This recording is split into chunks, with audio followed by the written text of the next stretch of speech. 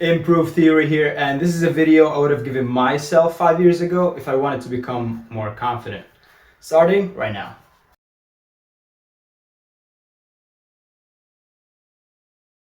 We're kicking off the video with the first tip, which is being honest with yourself. Now, I can't emphasize this more because if you're having a problem and you're not admitting there is one, you're not going to take serious action to solve your problem. They say 90% of solving a problem is admitting there is one. So if you're socially awkward, or if you feel like you should start working out, or if you need to work on this area of your life or that area, you need to admit there is a problem so you can actually take action to change it.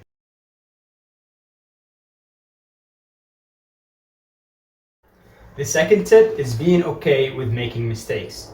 Now let's be real, you are not going to be awesome at everything you're going to start doing. If you're building a new hobby or a new skill, you can't just expect to make it perfectly the first time. You're going to have to fail and then learn from it. And that's how we humans learn. We just keep failing and learning and failing and learning. They say successful people fail most because they keep trying and trying until they perfect it and get to the next level. So my friends, don't be afraid to fail.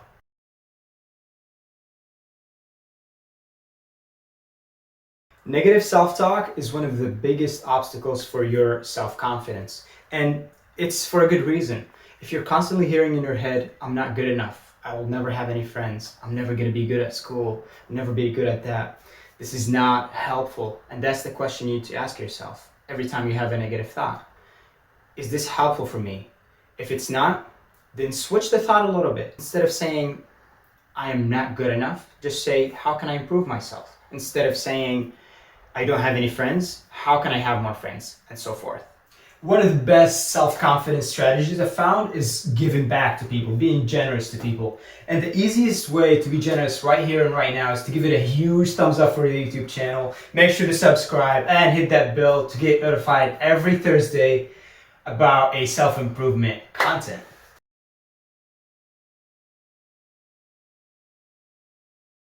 I am a huge believer in the power of reward and punishment. And therefore, if you did something bad, maybe you skipped out on your workout, punish yourself by maybe not doing something fun that day, not hanging out with friends that day. But if you did something good, you worked out, you read, or you meditated, set a rewards for yourself. Maybe go cook a good meal or hang out with friends, do something fun. You have to have something to look forward to. You can't just punish yourself all the time. Therefore, reward and punishment are a great tool for you to be more confident.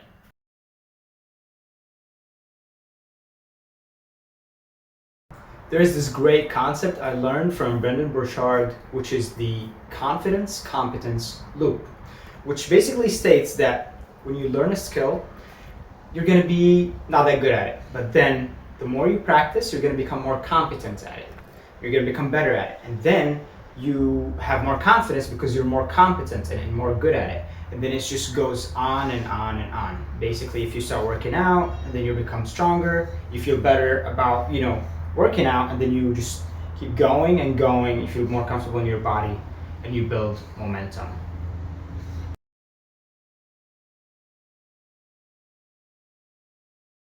Now, let's make one thing clear. We don't want false self-confidence. We don't want a delusional self-confidence, which means that if you're not good at something and you think that you're confident at it, that's probably going to get you in more trouble than good. So if one person or a couple of people telling you that you have a problem in this area, don't allow your ego to get in the way. Actually take criticism from people and try to improve yourself. Therefore, you can become truly confident.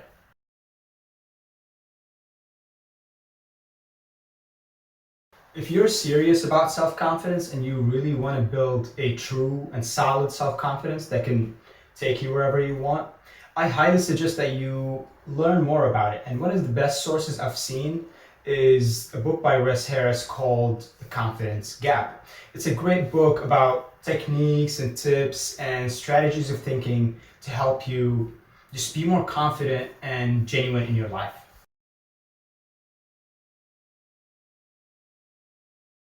Guys, remember that confidence is a skill and it takes time. Therefore, don't be frustrated with yourself if it doesn't happen overnight. Be persistent, don't give up, and you will be confident eventually. Other than that, If you found value in this video so far, make sure to give it a huge thumbs up. It will help out the YouTube channel. And if you like this type of content, make sure to subscribe. I'll be posting every Thursday at 6 o'clock. I'm sure you'll benefit from this content. And if somebody else you think will benefit from it, make sure to share it to them and to help them, better their lives. Other than that, if you want more content, check out my social media accounts, link in description. Thank you so much for watching, and I'll see you next Thursday.